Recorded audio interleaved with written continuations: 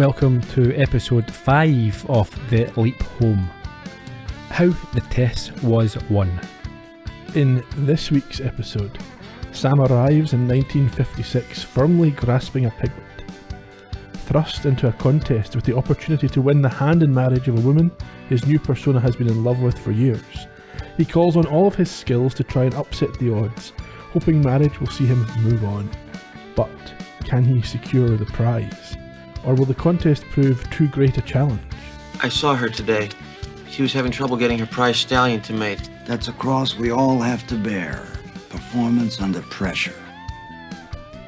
Good evening, Ian. How are we? Feeling a bit pressured? Always. Fortunately, there's medication these days. Indeed. I'm very well. I don't care. I know. You just ask out of habit now. Politeness. Yeah. Are you sick? No. Let's move on. Actually, I am. As you know, I don't like to mention it too often, but I think I've definitely got long COVID. By the time anyone hears this, you'll be fine. I won't be fine. No, I think it's long COVID. That's the point. I didn't mention when I got it. I got it a few weeks ago. That's why we were delayed. You're upsetting everybody who's actually got long COVID. There's people who can't go up the stairs in their house. I am struggling to any sort of. I can't walk for a few miles, and I feel as if I've. For a few miles. Well, normally you could do that no problem. But this folk can't go up their stairs. I can't go to the gym. Can't go to the boxing. Can't do anything. It's now a month. That's just called laziness. I've got hauled. I've got to go to the beach in a month's time, and that's my luck. So 2 months before I've got to go for a beach body, I'm sitting here wasting away and eating garbage. No one's looking at you at the beach anyway. It doesn't matter. It's not. I'm looking at myself with shame. I will be now. Yeah, it's terrible. But you know you're sick, so it doesn't matter. That does matter. Okay. Anyway, you don't want your wife's eye to be caught by someone in better trunks. The better body. Trunks? Down the beach. Okay. This episode, I thought that something that caught my attention was how clearly defined and well portrayed the characters were. I thought you were going to say Sam was, in reference to the beach body. We'll get to that one. Yeah. Oiled up and slick. Yeah. I just thought there were great performances all around by all the lead actors in this episode. As you would expect, yeah. There was no. And it's not always the case. But well, I'll say there was one which I wasn't enamoured with. We'll get to him. Okay, it wasn't really a lead though, was he? No, he wasn't a lead, no. The pacing was good as well, because sometimes it feels like it's set up, payoff. Mm-hmm. But this kind of had it more, it wasn't just rushed to a finish at the end. It kind of played out nicely over the 48 minutes. I didn't think you would enjoy this very much because, as we know, you are not a fan of the Western genre. Now, this isn't obviously a Western, but it's got the feel of it. It didn't feel like a Western to me. Set in a ranch with cowboys and all that sort of stuff. Yeah, but they weren't. Yeah. I mean, it wasn't even in black and white. The one thing I didn't like was Al's subplot. That was a waste of time for me. Well, the first note I took was a very Al-light episode. Well, thankfully, with all the rubbish he was coming out with. Yeah, I didn't buy in or really care much about his complaints this week. We can get to that. We don't even know. Yes. Shall we talk about social media and YouTube and all that sort of good stuff? Get it over and done with, and remind people how this schedule is going, because people might be getting confused. Well, as everybody knows, each episode is available a week early on our YouTube channel, Columbo Podcast Productions. If you don't like listening on YouTube or can't, then it's available as a podcast the following week as normal. That should be available on all good podcast apps, as you would expect. And some bad ones as well. I don't like to criticise, but of course, like the Apple official one. We're also on social media. We're at Leap Home Podcast on Instagram and Twitter, so if you want to get in touch with us, those are places to do that. We're at The Leap Home on Facebook, and there's the website as well, theleaphome.com, where there'll be a post up for each episode when it comes out as a podcast. So the week after, it's on YouTube if you want to leave thoughts and reminiscences and any other complaints. You can do it there, and we can ignore it at your discretion, or our discretion, as the case may be. I think that's all the public service announcements. Shall we get into this? Snapchat. Let's crack on. Yeah.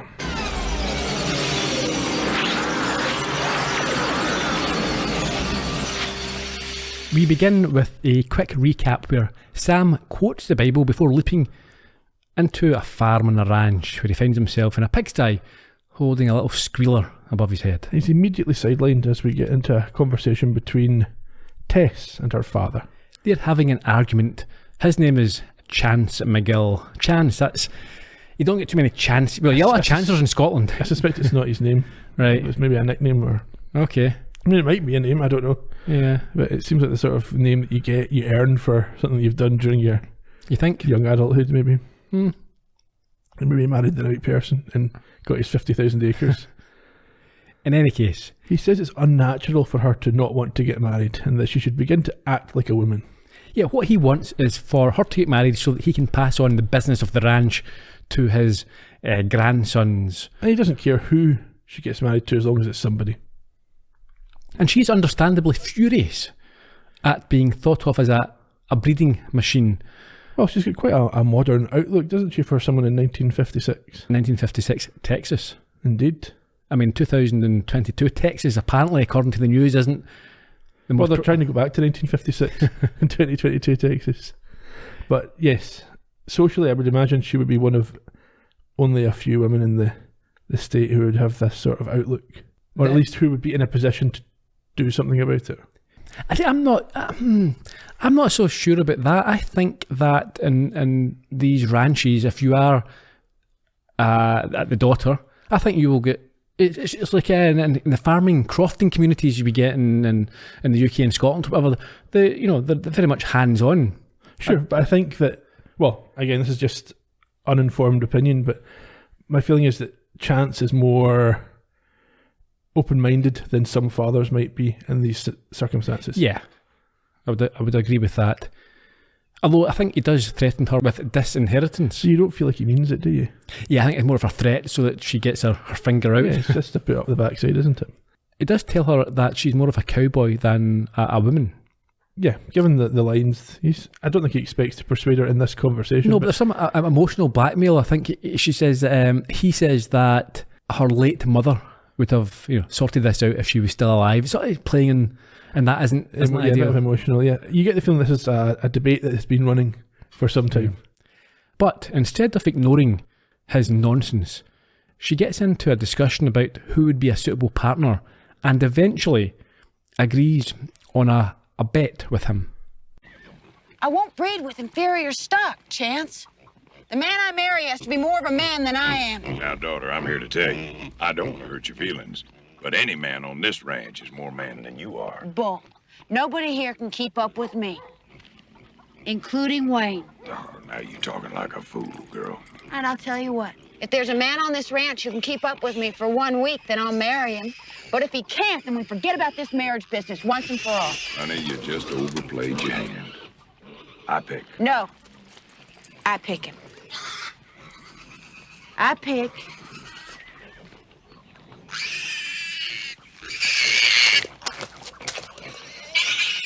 him.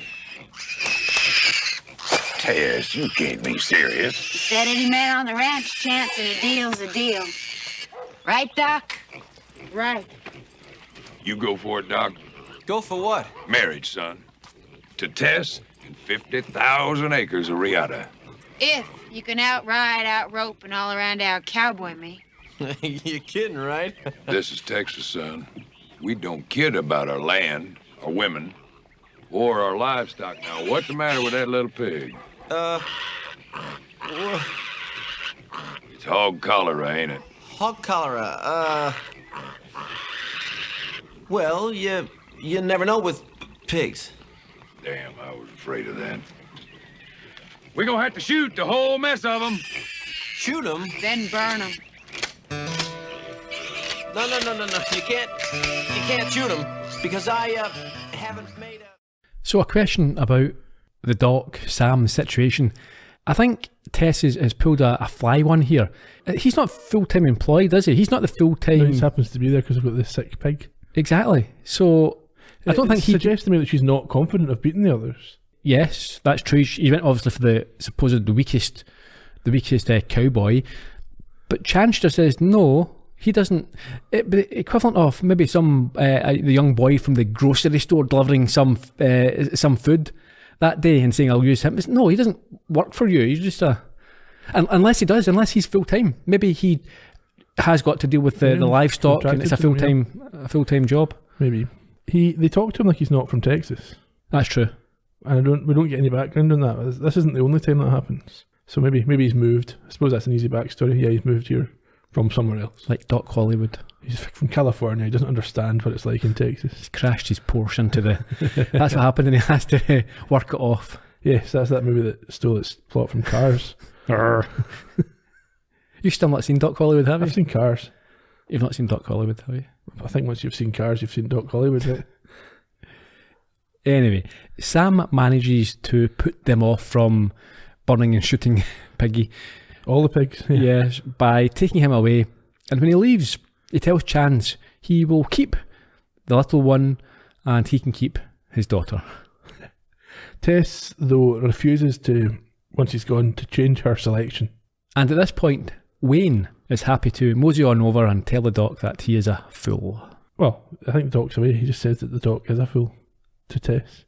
Yeah, sorry, tells her. Yeah. Doc's a fool, yeah. She frowns him and walks off. We then get the date on screen. What is it?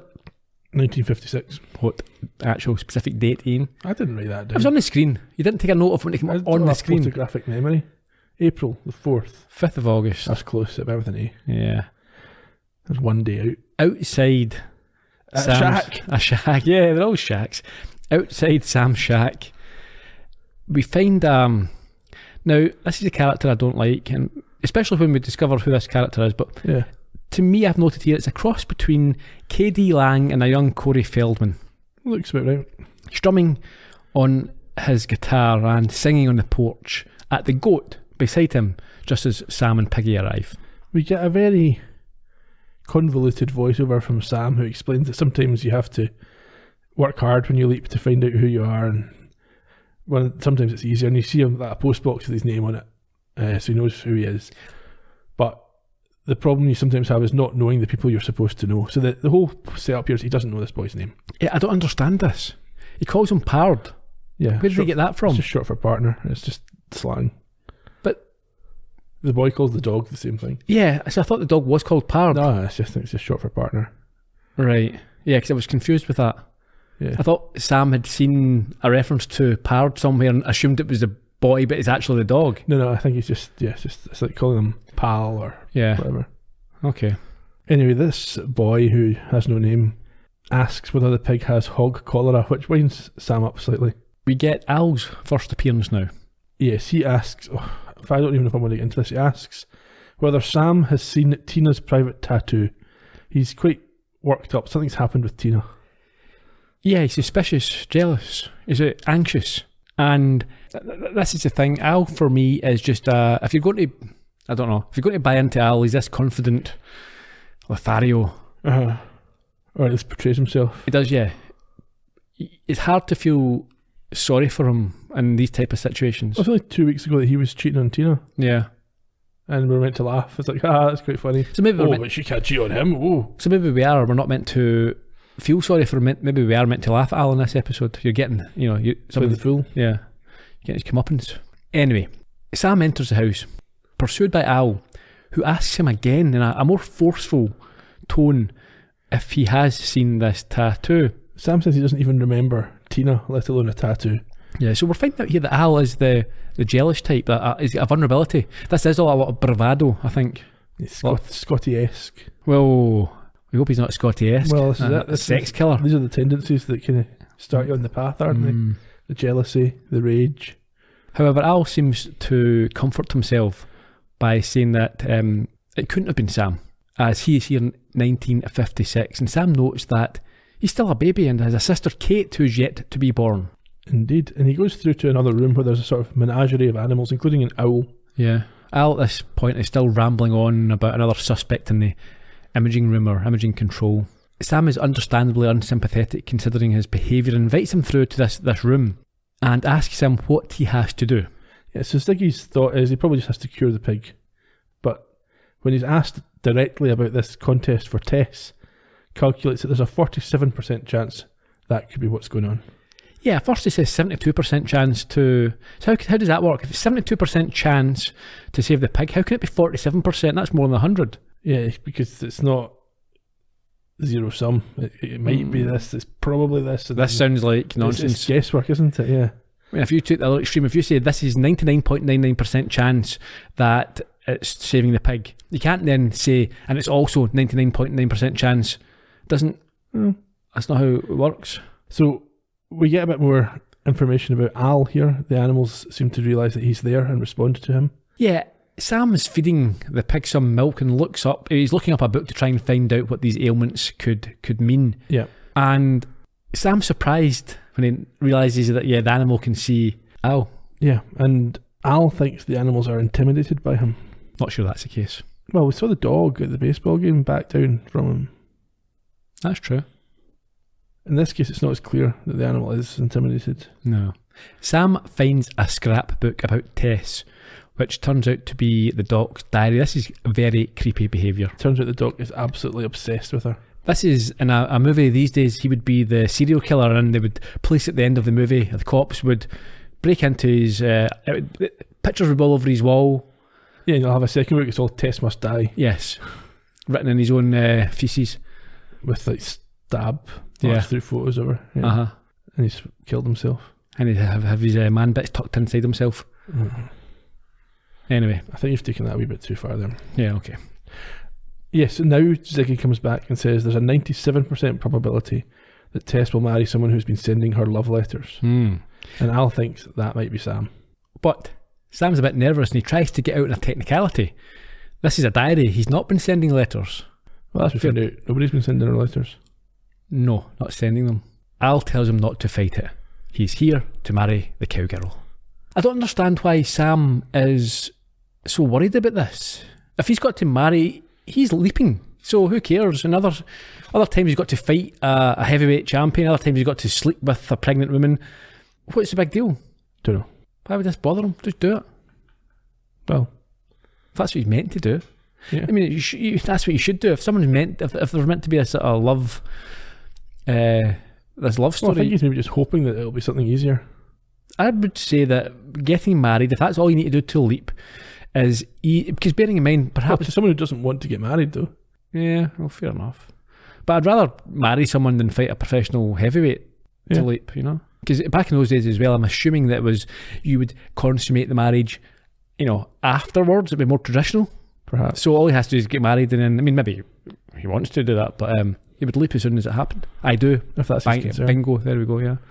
Anyway, on the ranch, Sam arrives the next day to inform Chance and Tess that it's not hog cholera that Piggy has, but he is here to take on Tess. Yeah, he doesn't know about the hog cholera. He's not got a final diagnosis, but that's not why he's there. Chance is delighted, along with the other guys. Yeah, they think this is going to be hilarious. Except for... Well, Wayne is... Yeah, he's got a slightly different outlook to the others. We then watch him at the first task. What is it? Well, he's trying to put a bridle on a horse, and Wayne comes over and says, you don't need to bother. You don't need to bother with that. And gives him a horse that's already been prepared. And Sam, because if you remember, Sam was brought up in a farm. Yes, I remembered that. So he shouldn't be entirely uncomfortable with the surrounding. No, we see him, or we hear him remember what his father taught him about riding a horse, and he goes through the steps. He seems to get on the horse no problem. He's not bumbling or fumbling. But it doesn't work out as he would have hoped. No, he gets tossed, and Tess comes over and asks him what the hell got into him. Why are you trying to ride Widowmaker? Yeah, as he's lying face down in the dirt. He is helped up by Wayne, who apologises for the little joke of giving him the horse. Sam says he always liked a good joke.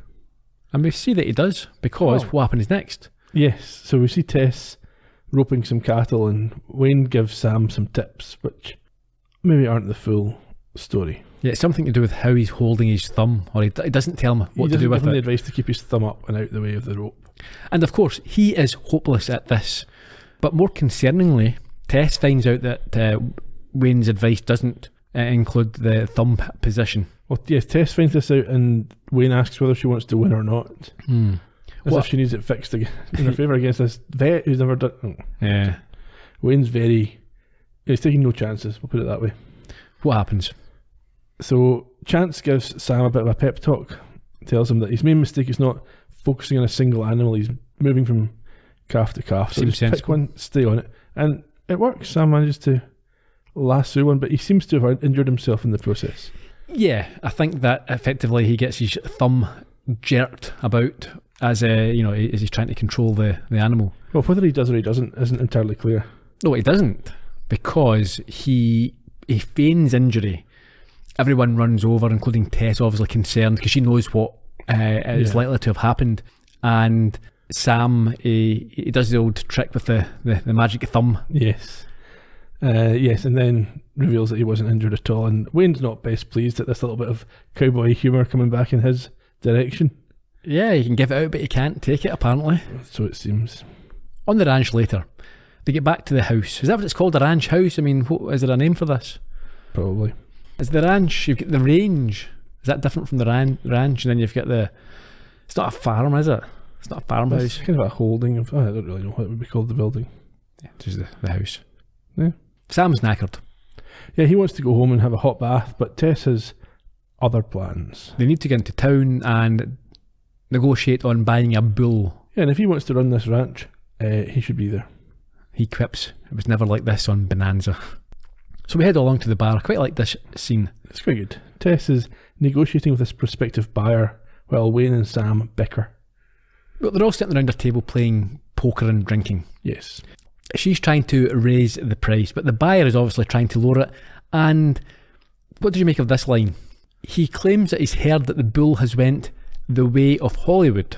Okay. So I'm assuming that these are sort of liberal, lefty, namby-pamby gays. I think that's what he's trying to say, that it's a bit effeminate and not up to the manly task. It's not performing, it's all show. Yeah. I mean, I think as well, if you think about the 50s, we know now that a lot of the stars of the day were actually gay or bisexual. Wasn't revealed because it was a taboo. Mm-hmm. But back then, Cary Grant, even James Dean, a lot of the leading men were gay. So I wonder if they knew it back then as well, just wasn't publicised. I don't know. I don't know if that's what they're getting at or not. I think they are. They went the way of Hollywood. She's saying that the bull, because it's a bull for breeding, and he's saying going the way of Hollywood. It means it's not up to it's into other bulls. It's not worth it for him. Okay, but Tess responds that he's very popular with all the heifers. Exactly, that's the point. Because he's insinuating that he's not into the ladies. Maybe. Anyway, Wayne then tries to force Sam to drink whiskey. It has to be told by Tess to back off before she warns Sam she won't be marrying a man that can't beat her at poker. These are very specific skills. Yeah, you must be able to beat me at A, B and C. Yeah. I mean, what if he was really good at gin? What if he sometimes beats it at poker and then sometimes doesn't? Yeah. What if he's more of a bridge guy? Exactly. Anyway, at this point Al shows up and lowers the tone. Yeah, he's still moaning about Tina. He's talking about, that he met her at a poker table and she'd a cracking pair. Mm. I quite liked it, to be fair. So, a reasonably good joke there. And he goes on to tell him about the problem he's having with her, which calls for a mixed conversation until this suddenly takes a more serious turn. Give me two, Wayne. She ran out on me, Sam. She took my second most favorite organ and stomped it to death with her 4-inch spike heels. Could have been worse. Trying to bluff us there, Doc?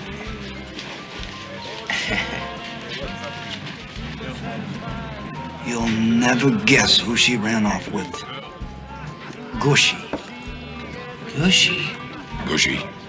Yeah, Gushy. It's, Navajo for... I'll see you. You're wasting your money, Sam. 3 kings. He's got a full boat, aces over 8s. Wayne? Yeah. $2 and, 2 more. He's cheating. He took the best cards from the last hand. 3 aces and 2 8s. That's what he's got, aces and 8s. What about it, Doc? Gonna stare into space like a castrated steer? You gonna call me? Can't beat a full boat How do you know what I'm holding? because you're cheating.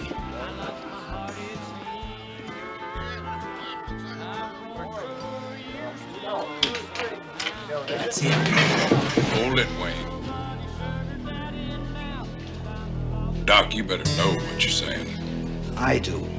Tell him Wayne was palming. He was palming. Stacking. Shifting. Dealing seconds, dealing base, dealing sides. Cheating. Cheating. That's why I know that got aces and eights. I got a right to stomp him, Chance. Not if he's telling the truth. And there's an easy way to find out.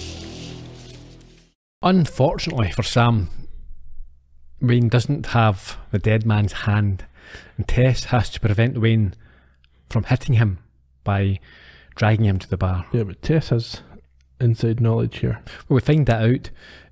Chance takes the buyer away, and Sam is alone with a confused Al, who then works out what happened and tells Sam to turn over Tess's hand. Indeed. And finds out that she has these aces and eights. And obviously she knew that and knew that Sam was telling the truth. So she must know as well. Yes, that's why she chastises Wayne at the bar and tells him that she doesn't need his help.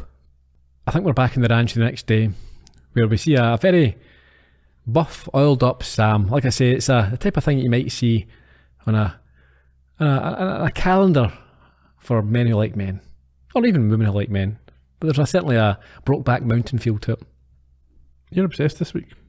Oh well, you know me, open-minded. He's working hard, putting poles in the ground, and it seems that he has finally won one of these contests because Tess is struggling. Yes. And he mentions the women's lib movement, which he describes as something on the horizon, much like the incoming storm that they see. She's a little bit obdurate for a while. She won't take any water from him, and he's concerned for her condition. Yeah, he tells her there are just some things that a man can do better and some things that a woman can, like having babies. Yes. Eventually she collapses from heat exhaustion, and Wayne watches on from a distance as Sam carries her down to his car and takes her to his house. Where We find K.D. Lang still singing on the porch. He stops and notes the emergency and is told that Tess has heat exhaustion. So what does Sam do? This is a little bit, I suppose you need to do it, but... Yeah, he tells the boy to get salt and water in a washcloth while he puts Tess on the sofa and strips her down to her underwear. Yep. He's thinking to himself, this underwear might be holding too much heat. We might have to lose the bra. He uses the cold water and a fan, which the boy also brings, to cool her off, and sends the boy off to feed the animals before he gets too excited. Yes. Tess comes around and is disgusted to find that she swooned, but not as much as when she discovers that she has been stripped by him. Yeah, no, she punches him in the face and he has to explain the situation. Yeah. Last thing you can remember is working on a hill, doing some manual labour. Next thing you're in your pants. Yeah, well, nowadays you'd be phoning the police straight away. Yes, because you would be saying, let me see your phone. Yeah. What have you been doing when I've been asleep? Indeed. Sam thanks her for trusting him, but she says it's herself she trusts. Yeah, we should also mention as well that I think at this point he threatens to take more of her clothes off. Yeah, next time. She wraps a blanket around herself and he gets annoyed at her for doing that when she's suffering from heat exhaustion. Having talked her down, she agrees to let the boy leave and not have to chaperone, essentially, and then says that she trusts herself not to get into any trouble. A little bit later, now dressed, Tess asks what is wrong with Piggy, and Sam tells her that it is an allergic reaction to something on her ranch. I thought this was going to come... Does it come back anytime? Do we... No, well, she says here that he can keep it because it's fine where he is. Calls it a payment for the doctoring and the loan of the clothes. Why did he have women's clothes? Yeah, but I'm not sure if it was women's clothes. It was just like a checked shirt. But why did she not put her clothes back on? They weren't ripped off or probably sodden if she'd been sweating through them with heat exhaustion. Maybe, but it's, she's not... It was an emergency. Put them back on. She can go home and get changed. Dry clothes, take them home and wash them. Unless he's damaged them, take them off. In that situation, I'm not sure. Yeah, just put your clothes back on and I don't know. Anyway, she talks about the storm. Yeah, the thunderclaps, and Sam soothes Piggy with his voice, which Tess seems to find understandable. Yeah, she's also scared by the thunder, which suggests to her that she's no smarter than the piglet. I was going to say it doesn't really align with her character of this sort of tough cowgirl, but then I'm thinking perhaps in Texas storms and thunder are quite rare. Perhaps. Maybe. He says there's no sin in being afraid, but she says there is in Texas, another reference to him not being from there, yeah. From there. He then puts on the radio and asks her what? He asks her to dance, and initially she seems a bit confused by what's going on. However, soon she has her eyes closed with her face on his shoulder and they are about to kiss before she pulls back in an attempt at self-control.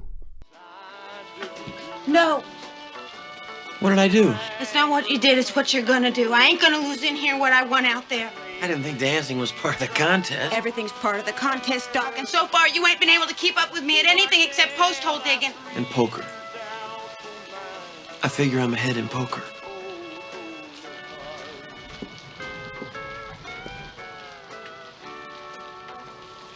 I didn't know Wayne was gonna do that. I'm glad you weren't in on it. So, the way I see it, I bested you in roping, wrangling, and drinking, and you got a leg up on me in poker, post-hole digging, and dancing. Sounds like a tie to me. The contest wasn't to tie me, it was to beat me. Well, I still have tomorrow. Tomorrow's Sunday, and unless you intend to out-pray me, you just lost, Doc. Look, Tess. Come on, you owe me a tiebreaker.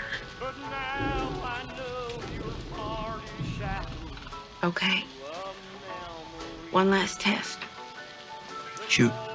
You want to marry me, Doc? Bride Widowmaker.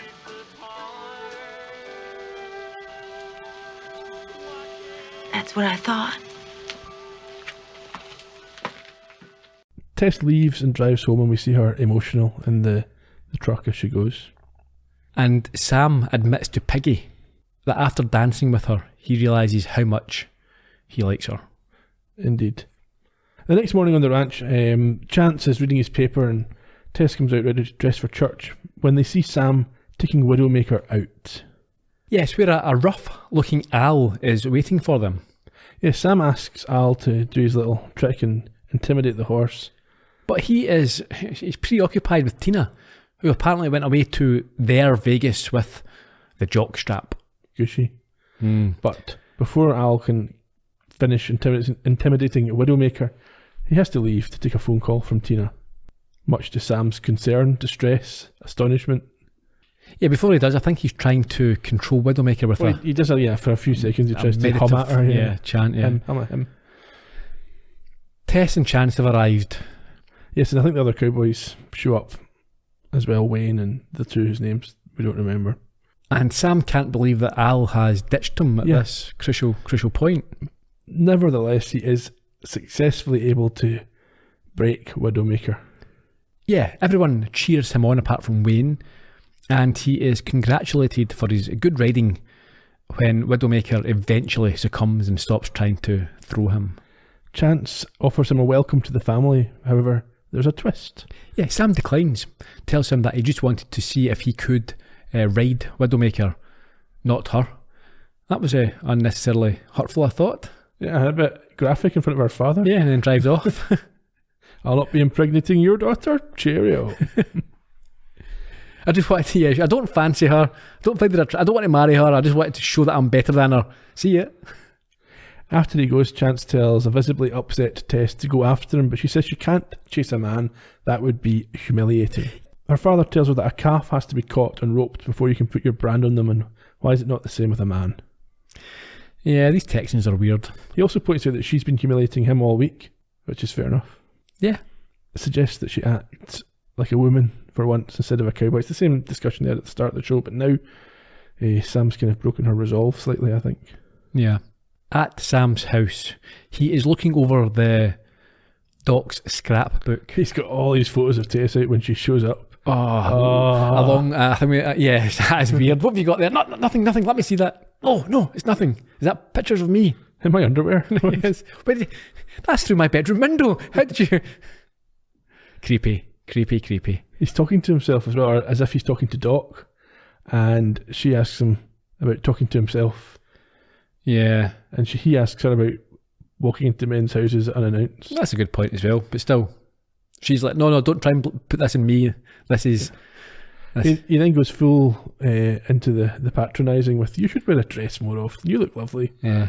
Before asking what she wants. What does she want? She wants to know why he's risked his life for was it 50,000 acres of prime Texas land and then turned it down. And he can't believe that she thinks it's about the land. And she says it's certainly not about love, as all they have ever talked about in the past is sick critters. So clearly she was totally unaware that he's a creepy weirdo. He says there's shyness involved on his side, and she doesn't buy that at all. But he says, I've written down all my feelings, and gives her the diary. You don't want to do that. Well, that's not his diary, he doesn't care. Yeah, I know, but still. It's, I hope he's read it all. Yeah, I mean, there could be some dark stuff in there. These days he is an internet stalker and a real life stalker, isn't he? Yeah, he's a really unpleasant fellow, I think. As she reads through this and for some reason doesn't run out screaming, Sam talks to himself or the project about the emotional stress he keeps getting put under. I mean, this is his own fault. Yes. And he would appreciate being leaked out immediately if Tess falls for him. She asks him to dance and says she can't give up Riata, the ranch. Yeah, and if they marry, he will become the boss of the place. So she doesn't want that either. It's her ranch, and that's understandable. Yeah, he suggests they run it together, which has never occurred to her, and wins her over. Yeah, she's delighted. You can see the relief in her face, and they kiss. But he doesn't leap. I'm not sure why he thinks he should leap. Surely it was a marriage. Well, he maybe thinks he's set it in inexorable motion towards marriage at this point. Yeah, but instead they are interrupted by an unhappy Wayne shouting from outside. Why, what are you doing here? I want to know if you're marrying, Doc. That's none of your damn business. Now, Tess, I figure it is. I ain't been busting my butt for you all these years to have you go run off with Doc. You were paid for every day you worked, and plenty you didn't. Do you think I worked at Riata for $3 and $50 a month? I ain't some bow-legged cowboy like Eddie or Zeke. I was hoping someday to rope you. You mean Riata? You can keep Riata. I want you. What?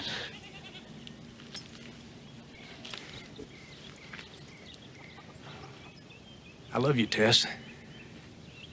Have ever since the first day I rode in.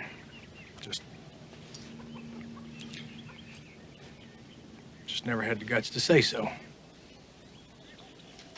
But I wrote these letters.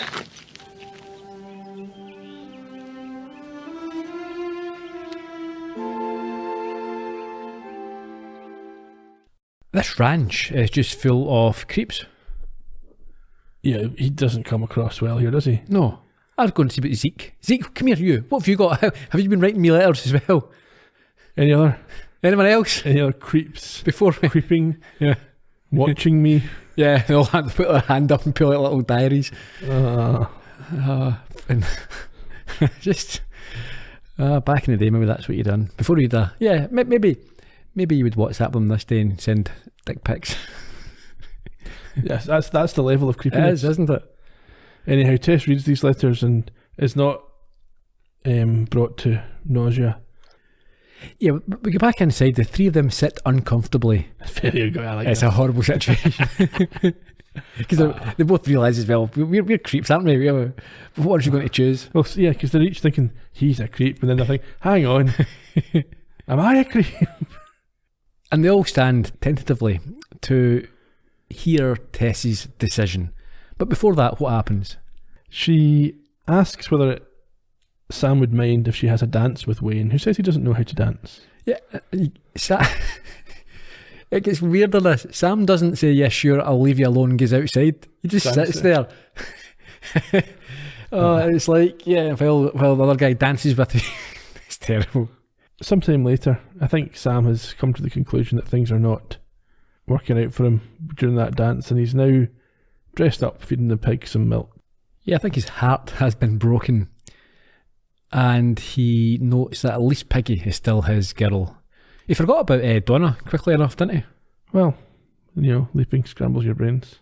See, I've got an issue with this. Yeah. Why is he so... He's got his true love, and only the other week there, he's all in love with Donna, and he's doing stuff. He's breaking all the rules because of his passion for her. Yeah. And now it's like, well, she's gone.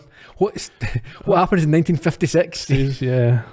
Al shows up and Sam's a bit mad at him. Yeah, he would be, because he left him on the horse. Yes. Of course. And not only that, but Al sarcastically compliments his smart dress. But considering what Al's wearing, it's a bit of a cheek. I think it's Sam's on his way to the wedding of Wayne and yes, that's where they're going. Yeah. He's the best man. Ironic. You would say, no, it's okay. Thanks it's not appropriate. I'll just stand at the back. I mean, you wouldn't say no thanks. You'd say F you. Yeah, you would. Leave me out of this. Are you kidding me? You're actually kidding me. Break my heart even more. Yeah. I'll hand over the ring. Al doesn't care. He's more interested in the fact that Tina's come back to him. She's ditched Gushy and says she never slept with him, though he doesn't really believe it. But Sam is more annoyed with Al for telling him that he had to marry Tess to leap. In the really unfortunate scene or moment where Al asks Sam to look in the mirror, and it's like, look how hideously ugly you are. You had no chance. How did they cast that part? That's terrible. Yeah, wanted really ugly guy. Unmarriable man. Man that's so ugly no woman would consider marrying him if there's any alternative. Well, in fairness, I suppose these days, I've not watched it, but I've seen it in the TV. There's, what is it, the Undateables? Where people put themselves forward and say, I'm so ugly I can't find a partner. Is there? Yeah, I think so. I'm assuming that's what it's about. I've seen an ad for it and it was really ugly people. And it's called Undateables. Right, I've never heard of that. Okay. But also, it contradicts what happened in the Star-Crossed episode as well. Because we saw that as a professor, he was... Yeah, despite being even less attractive, he was still able to... pull all sorts. Indeed. And he did, to a certain extent, romance Tess in this episode. If it hadn't been for Wayne. If it wasn't for Wayne, he was in there, for sure, yeah. In fact, if Wayne hadn't turned up with his letters. Indeed. Which he wrote that afternoon. Yeah, he's a little... I've been writing these for years. I've been writing. Why are they all in the same ink, Wayne? It's been... His little creep notice. We're on the porch now where KD can be heard strumming away in the background. What happens here? Al tells Sam there's a 50-50 chance that he'll leap as soon as Tess and Wayne are married, and he's more concerned with finding this pig that's run off. Yes, he starts calling on Piggy Sui. And as he does, he is accompanied on the guitar by KD, and we hear the formation of a future classic. Yeah, Al and Sam realise that he's not quite there with the lyrics. Yeah, they look knowingly and with a nod and a wink at each other, and Sam suggests that he change the words from Piggy Sui to Peggy Sue. And having done that, Sam leaps. Yeah, see this bit as well. He changes the words to Peggy Sue, but the whole song is then formed. He has the lyrics for every... Yeah, that was all he needed. Yeah. And there's a look of delight in their face as they hear it being sung for the very first time. And perhaps as he realises he doesn't have to go to the wedding. Yes. And obviously, of course, it's a young Buddy Holly. Sure. I'm sure he'll have a long and successful life ahead of him. So, Sam now wakes in a new body with his trousers around his ankles. As a woman thanks him, saying, it was terrific, and if she's lying, she's dying. Yeah. It appears to be she's a sort of New Yorker. That sort of thing. Yeah, and it looks like a style from the 60s. Well, we'll find out shortly. We will. And that's it. It is. All that for nothing. He went through that whole thing for nothing. Yeah, all he had to do was listen to Buddy for a few moments and tell him to change some words. You'd think they would have put in something about how it was the way that he engaged with Tess that allowed her to consider marriage to Wayne. Because if he hadn't shown her that she had the capacity to care for someone in that way, then it might not have happened. Well, I think, it could have been more explicit, but that's implied that effectively he's just like Widowmaker, he has broken her in emotionally, softened her up for Wayne to pounce. Take advantage of his groundwork. Sap. She almost had a bit of agency there for a minute, but there you go. Do you think she made the right choice? Yes. Why, do you like Wayne? It's alright. Seems like a bit of a wronging. Yeah, but so did the doc. Yeah, that's true. With his scrap. Well, she should have said no to both of them. Cheap book. She said, you two just maybe date each other. That would have fit in with your theme for the week. But I mean, I think if they're going to run the ranch, Wayne's probably more suited. He could have kept working. Yeah, but he wouldn't be running it, he might leave. That's true. How do you think the real Doc's going to process all this when he comes back? Yeah, he thought it was... What did I do? What my dad... Oh, she's read my diary. Yeah, so she's read his diary, but he's getting nothing out of And this. she didn't marry me. Yes. Oh, no. I mean, when he leapt, he was... At least he had the possibility that could have had the fantasy that he could be with her. And also, she didn't know that he was in love with her, so you could just keep that sort of plausible deniability going. It's like, before you leap back, Doc, we've got some news for you, okay? Yeah. Tess, she knows about your diary, and she wasn't freaked out, and in fact, she was very taken with you. She kissed you. She kissed you, yes. But then she got a better offer. Yep, you've been ditched. Sorry. Beat it. You missed your entire relationship with Tess, the 5 minutes that it lasted. And Wayne knows and will tell everyone else about your little creepy book. Indeed. Oh dear. Any other thoughts on this one? No, not really. Decent episode, yeah. Dig into some trivia. Before we do that, will we discuss what we learned, if anything? Well, if you want. Okay. We've got the animal stuff with Al. Yeah, so animals can see Al. And the only other thing I have is that Sam's got a younger sister called Kate. We already knew that from Did episode we? 1. Yeah. Do we know her name? Yeah.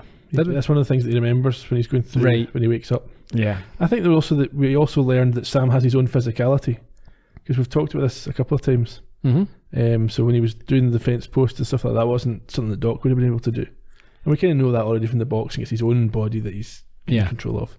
He doesn't have the skills of the other person. He doesn't have any veterinary skills. No. And also maybe there was a little bit of Sam being religious, I think. A couple of Jesus references. Yeah, we opened with a quote from the Bible. And Ziggy's numbers seemed a little bit dodgy this week. Yes. So that's maybe worth bearing in mind that we can't rely on Ziggy yet, or maybe ever. No. Anyhow, this originally aired on the 14th of April 1989 in America, later in the UK obviously. It was directed by Ivan Dixon. You've got a what? Dixon. This was his only work on the show, but as an actor he had been a Primetime Emmy nominee. He switched his focus to directing in the 70s. He was at the helm for episodes of shows like The A-Team, Magnum P.I., Airwolf and The Bill Cosby Show. And as an actor, he had roles in shows like Father Dowling Investigates, Perry Mason and The Outer Limits. He died in 2008 when he was 76. Deborah Araklian wrote the episode. This was her only script for the show, but she was an executive story consultant on episodes 3 through 6 of season 1.